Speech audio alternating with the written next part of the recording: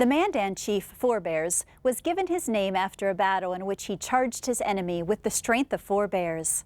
His generosity and fearlessness in battle gained him the respect of the Mandan people, who honor his memory to this day.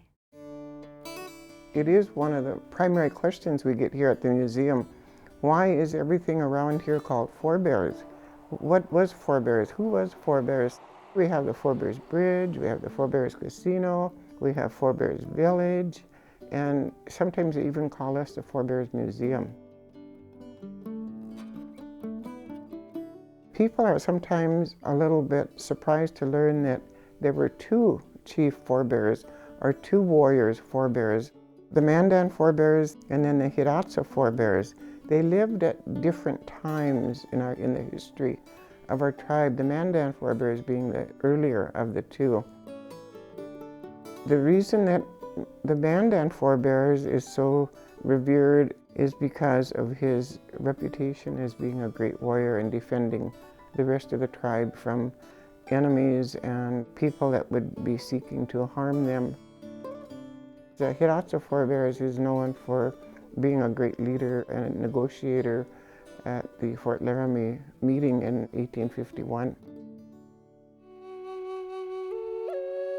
The life of the Mandan forebears began probably about 1800. At the time he was born, there was already a tremendous change in the society of the Mandan people. Prior to that time, they probably lived a fairly peaceful life along the Missouri River. They were planters, farmers, planted huge crops, lived permanently in earth lodge villages, and had a highly developed social structure. About that time, the influx of the Europeans began to impact on Forebears and its people. He probably saw a lot of change. He saw the coming of the white man. He saw the harassment of the Sioux. That's when the warfare between the tribes on the Great Plains began. Everybody had allies and enemies. So Forebears was born into that as a young man and distinguished himself then as a warrior. The warrior status was very highly thought of. That's probably his legacy now as a very distinguished warrior and a protector of the people and the village where he lived.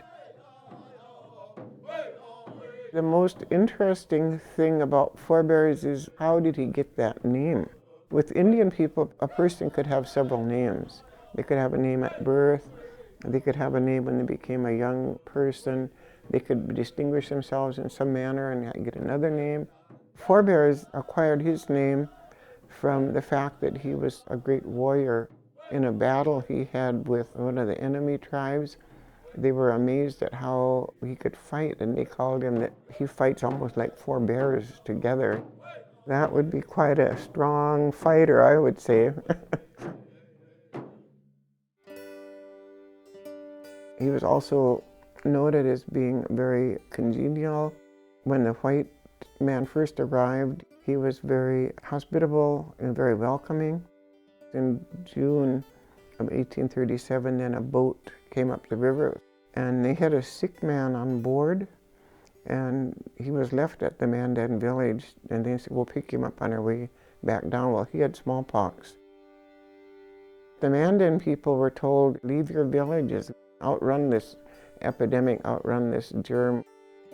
They couldn't because they had permanent villages, they had gardens, they had fields, so they stayed, which was probably the worst thing they could do because the earth lodges were not conducive to getting rid of the smallpox germ. So as a result, almost the entire population of the Mandan people, and Forebears being one of them, that perished in the epidemic. There's a speech, sort of a farewell speech, where he talks about, I've always been a friend to the white man, we've welcomed him, we've given him food, we've given him lodging, and look what he's done to us. In 1832, there were 2 very prominent artists, George Catlin and Carl Bodmer. Now, Carl Bodmer accompanied Prince Maximilian. He's an explorer. Carl Bodmer did a lot of sketching and painting while he was on this journey. George Catlin came from back east. He was also interested in making sketches of Indian people before they disappeared. Both Catlin and Bodmer did artist sketches and portraits of forebears. So we have those. We know they're very well done. Catlin and Bodmer did only the Mandan forebears. The Hidatsa forebears would have been perhaps too young or still a child. So we don't have any images of the Hidatsa forebears like we do of the Mandan forebears. Forebears to me signifies a time when the Mandan people were probably at the pinnacle. Ideally, he represents that kind of lost society that everybody's trying to acquire. The reason it's important to remember forebears is for any historical reason that we remember Thomas Jefferson or we remember George Washington, to really have a full understanding of why we're here and how we're here. We got to look back and see the path, the journey. The Indian history is a big part of it.